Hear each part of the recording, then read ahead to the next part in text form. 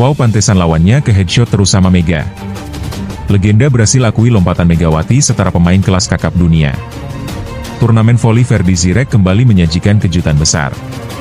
Nama pemain asal Indonesia, Megawati Hangestri Pertiwi, menjadi sorotan utama setelah berhasil memimpin timnya meraih kemenangan penting dalam pertandingan yang cukup menegangkan. Manisa BBSK, klub dari Turki, berhasil mengalahkan lawannya dan meraih kemenangan yang sangat berarti. Prestasi ini tidak hanya mendapat perhatian dari penonton di Turki, tetapi juga menarik perhatian legenda voli dunia dari Brasil. Legenda tersebut tampak begitu antusias setelah menyaksikan aksi Megawati yang melakukan jump spike spektakuler sehingga membuat lawannya terdiam seketika. Kalau kamu tertarik dengan berita menarik lainnya, yuk terus ikuti video ini sampai selesai. Di tempat duduk khusus di tribun, hadir seorang legenda voli dari Brasil yang terkenal di tingkat internasional. Ia dikenal sebagai mantan pemain yang pernah memenangkan kompetisi besar dan dihormati karena pengalaman luasnya di dunia voli. Namun, malam itu, untuk pertama kalinya, ia menunjukkan emosi yang mendalam karena menyaksikan aksi seorang pemain Asia. Saat Megawati melompat melakukan jump spike di set ketiga, legenda tersebut berdiri dari kursinya dan bertepuk tangan berulang kali. Saya sudah menyaksikan banyak pemain hebat dari Italia, Rusia, Serbia, hingga Amerika. Tapi apa yang dilakukan Megawati? Dia melompat setinggi itu dengan tenaga luar biasa, seolah-olah tak kalah dari bintang-bintang Eropa. Lompatan ini sangat luar biasa dan jarang dimiliki oleh pemain dari Asia, ujar legenda tersebut. Kata-kata itu langsung menyebar di berbagai media Brasil dan menjadi kutipan populer. Banyak penggemar voli di Brasil kemudian membanjiri media sosial dengan komentar yang serupa. Megawati bukan sekadar pemain biasa, dia adalah fenomena. Meski banyak orang menganggap dia pemain baru di kompetisi Turki, tetapi dalam beberapa pertandingan terakhir, ia sudah membuktikan bahwa dirinya adalah pemain dengan kemampuan luar biasa. Dengan lompatan yang mencapai lebih dari 3 meter, dia mampu membuat lawan-lawannya kewalahan. Bahkan, legenda voli Brasil pun mengakui kualitasnya. Megawati tidak hanya melompat setara dengan pemain lain di Manisa, tetapi melampauinya. Ia menutup bola dengan kekuatan, teknik, dan waktu yang sangat tepat, menunjukkan kualitas kelas dunia, kata legenda tersebut. Sementara itu, analis voli dari Turki menambahkan bahwa kehadiran Megawati adalah kejutan yang menyenangkan bagi Liga Turki. Mereka percaya bahwa penampilannya bisa menjadi inspirasi bagi generasi muda di Asia, khususnya karena pemain Indonesia jarang mendapatkan panggung sebesar ini. Kemenangan Manisa BBSK di turnamen Ferdi Zirek bukan hanya soal angka di papan skor, tetapi juga menandai momen bersejarah. Seorang pemain dari Indonesia membuat legenda Brasil terpukau dan dunia turut memperhatikannya. Banyak media internasional memberitakan aksi Megawati dengan antusiasme tinggi. Kini, dunia menyadari bahwa Megawati Hangestri bukan sekadar pemain, melainkan fenomena baru dalam dunia voli. Di sisi lain, kehadiran Megawati di Gor Nambo, Tangerang, juga sempat mencuri perhatian. Ia dikenal dengan julukan Megatron, ikon voli Indonesia, dan terlihat hadir saat Banjati melawan Raja Wali O2C dalam kompetisi voli divisi utama 2025. Namun, yang mengejutkan, Megawati hanya duduk santai di tribun penonton, bukan di lapangan. Ia didampingi suaminya, Dio Novandra Wibawa, yang setia menemani di tengah suasana panas pertandingan. Meski sudah didaftarkan sebagai pemain oleh Banjatim, ia belum tampil di lapangan. Banyak yang bertanya-tanya, kalau sudah kembali ke Indonesia, mengapa Megawati belum bermain? Megawati yang berasal dari Jember, Jawa Timur, sebenarnya sedang menjalani awal musim bersama klub barunya di Turki, Manisa BBSK. Ia tercatat mengikuti turnamen pramusim yang berlangsung 3-5 September lalu. Jadwal padat dan tanggung jawab profesional di klub Turki membuatnya absen dari laga-laga awal voli musim ini. Setelah menyelesaikan pramusim, Megawati langsung pulang ke Indonesia, namun belum siap bermain di kompetisi domestik. Menurut kabar, ia masih dalam proses pemulihan cedera. Jadi, meskipun sudah di tanah air, ia belum bisa bergabung di lapangan. Kondisi ini membuat penggemar Banjatim sedikit cemas, karena Megawati dikenal sebagai mesin poin yang mampu meningkatkan performa tim secara signifikan. Namun, semua keputusan tergantung dari tim medis dan pelatih. Kabar baiknya, tanpa kehadiran Megawati di lapangan, Banjatim sudah memastikan lolos ke babak final voli divisi utama 2025. Mereka akan bertemu dengan wakil dari Pool E, yaitu Raja Wali O2C, di babak penting yang rencananya digelar di Magetan. Pertanyaannya sekarang, apakah Megawati akan tampil membela Banjatim di babak final nanti? Jawaban resmi belum diumumkan, tetapi jika Megawati benar-benar kembali, kompetisi Livoli 2025 akan semakin seru dan menarik. Kita tunggu saja apakah kepulangannya dari Turki akan membawa berkah bagi tim atau hanya sekadar kunjungan singkat sang bintang. Selain itu, kehadiran Megawati juga telah mencuri perhatian saat ia debut bersama Manisa BBSK di Turki. Ia berhasil mempersembahkan trofi perdana untuk klub barunya dan menutup kompetisi dengan catatan sempurna tanpa kekalahan. Pada final yang berlangsung Jumat, 5 September 2025, Manisa BBSK tampil dominan dan mengalahkan Yatrim Karaka dengan skor telak di 3 set langsung, 25-22, 25-21, dan 25-16.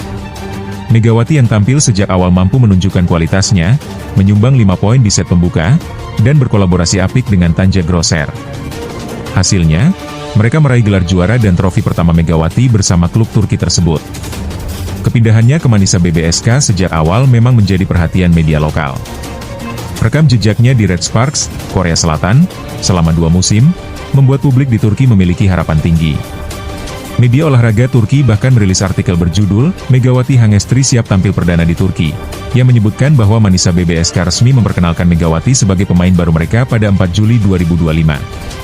Selalu stay di SPS TV ya!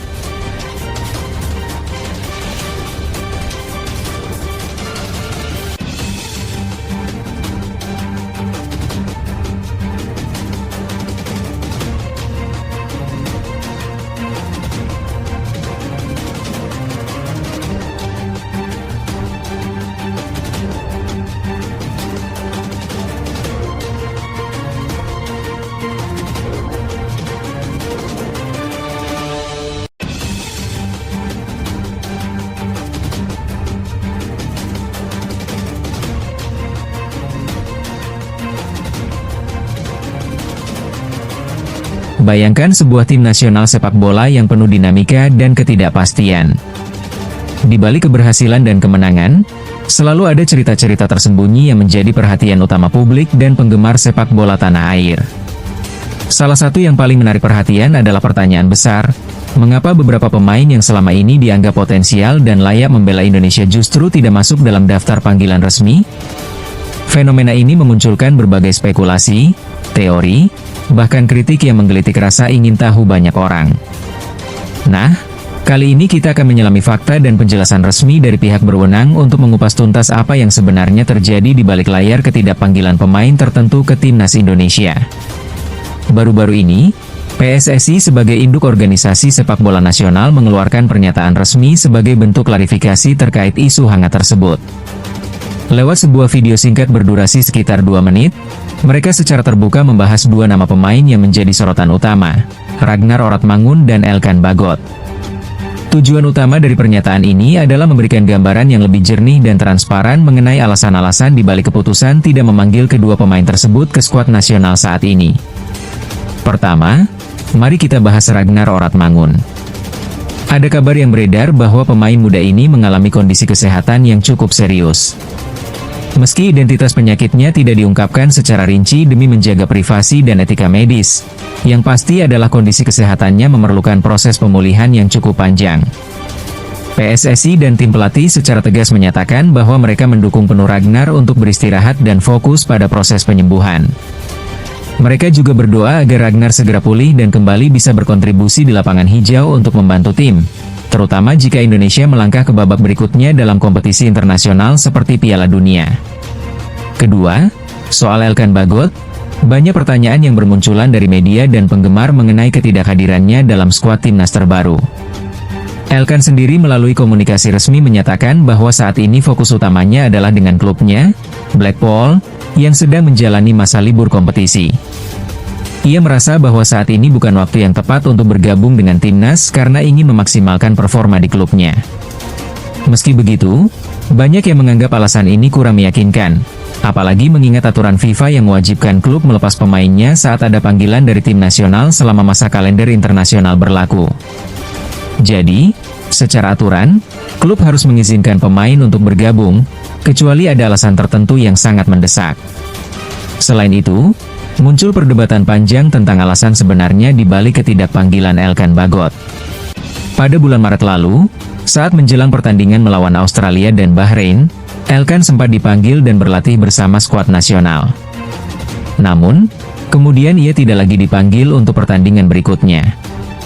Ada yang mengira bahwa ketidakhadiran Elkan karena adanya perselisihan dengan pelatih sebelumnya, Shin Tae-yong. Tetapi, fakta yang beredar menunjukkan bahwa pelatih Shin Tae-yong sudah tidak lagi menjabat sebagai pelatih timnas Indonesia. Jadi, alasan perselisihan dengan pelatih lama ini menjadi tidak relevan lagi. Banyak pihak yang menganggap bahwa alasan ini hanyalah alasan klasik yang tidak berdasar. Lebih jauh lagi, ada penjelasan dari pihak federasi bahwa keputusan tidak memanggil Elkan karena fokus klub dan akhir kompetisi di Inggris yang sudah selesai. Mereka menyatakan bahwa klub sudah menyelesaikan masa kompetisinya dan pemain bisa bergabung kapan saja jika dibutuhkan. Namun, penjelasan ini pun banyak diragukan oleh pengamat sepak bola dan penggemar setia, karena secara aturan FIFA, jika pemain dipanggil dalam masa istirahat internasional, klub wajib melepas pemain tersebut tanpa terkecuali. Jadi, alasan tersebut tidak sepenuhnya masuk akal jika mengacu pada aturan internasional. Kondisi ini semakin memperumit situasi karena adanya ketidakkonsistenan dalam komunikasi dari pihak federasi. Ketika ditanya secara langsung mengenai alasan ketidakpanggilan Elkan Bagot, jawaban yang diberikan cenderung mengambang dan tidak memuaskan. Beberapa jurnalis dan pengamat menilai bahwa kekurangan kejelasan ini menunjukkan adanya kekurangan transparansi dari PSSI. Mereka menyarankan agar pelatih maupun pejabat federasi lebih terbuka dan jujur dalam menjelaskan alasan di balik setiap keputusan, demi menjaga kepercayaan publik dan integritas proses seleksi pemain. Selain itu, ada juga pandangan yang menyatakan bahwa alasan yang diberikan, seperti pemain sudah lama tidak membela tim nasional, sangat tidak masuk akal.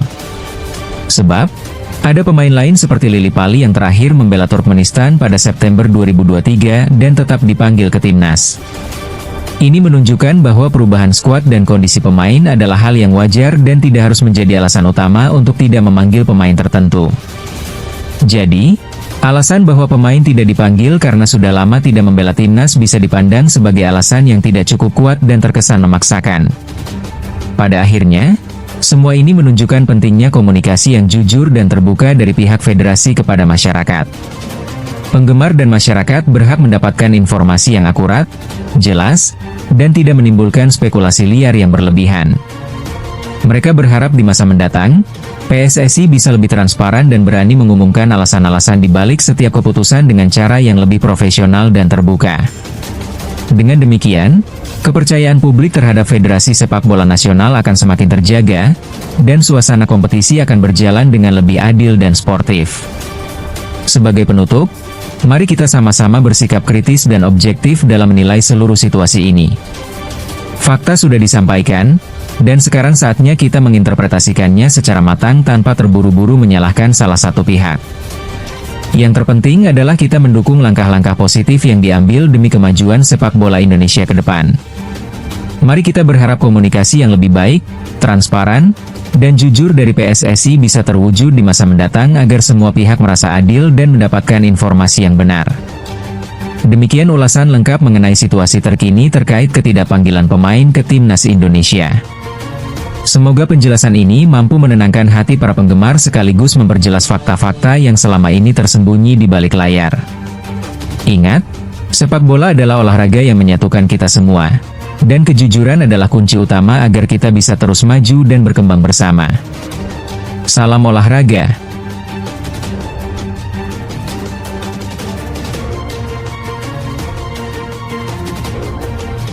Bersiaplah, karena kabar-kabar ini bisa mengguncang dunia sepak bola tanah air dan bahkan dunia internasional.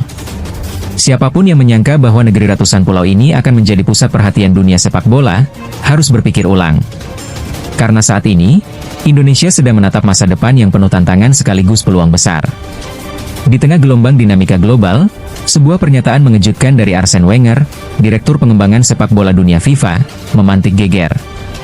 Ia menyatakan dengan penuh keyakinan bahwa sudah saatnya FIFA memberikan hak kepada Indonesia untuk menjadi tuan rumah Piala Dunia. Tidak hanya sekadar angan-angan, tetapi sebuah visi yang didukung dengan fakta dan data yang kuat.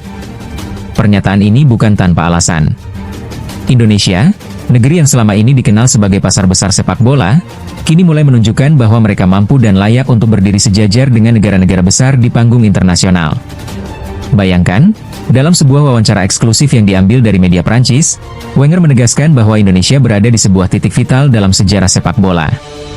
Ia menyoroti 5 faktor utama yang membuat negara ini layak menjadi tuan rumah Piala Dunia.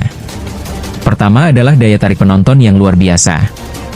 Di Indonesia, sepak bola bukan sekadar olahraga, melainkan sebuah kehidupan. Dalam 1 dekade terakhir, jumlah penonton sepak bola di negeri ini terus melonjak, bahkan mengalahkan beberapa negara di Eropa Timur dalam hal kehadiran di stadion.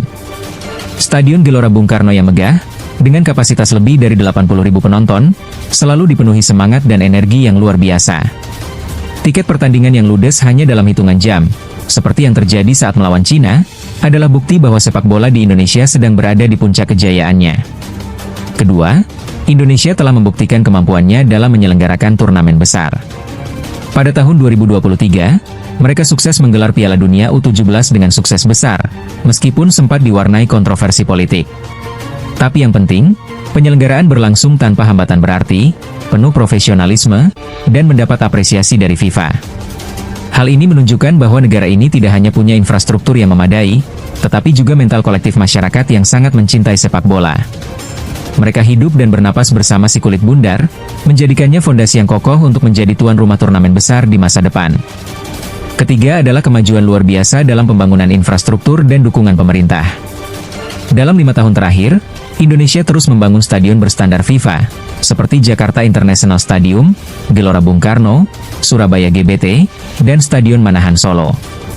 Renovasi besar-besaran, peningkatan sistem keamanan, serta kenyamanan penonton menunjukkan komitmen serius dari pemerintah untuk menjadikan sepak bola sebagai proyek nasional.